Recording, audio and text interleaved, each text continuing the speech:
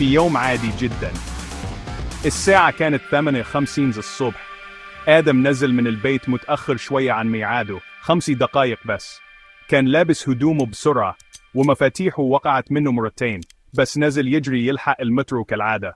هو بيعدي الشارع، سمع صوت خبطة قوية، وصوت ناس بتصرخ.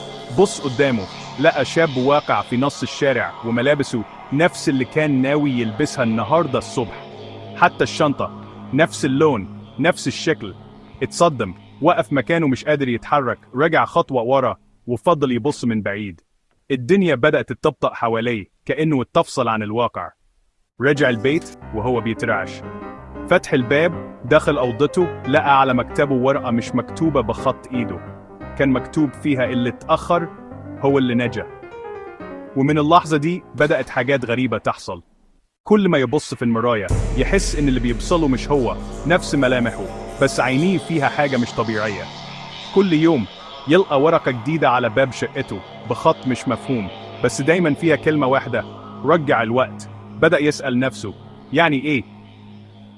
رجع الوقت لإيه؟ أنا أصلا ما عملتش حاجة.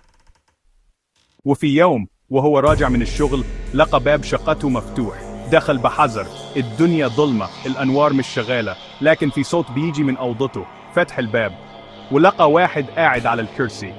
كان هو نفسه، بنفس التفاصيل، بس الوش هادي بطريقة مخيفة. رفع راسه بالصلاة وقال كنت فاكر نخر أكتر من كده. ولسه القصة مخلصتش، في أجزاء تانية جاية، وكل جزء أغرب من اللي قبله. لو متشوق تعرف النهاية، اضغط اشتراك وفعل زر الجرس علشان أول ما تنزل تكملها توصلك على طول.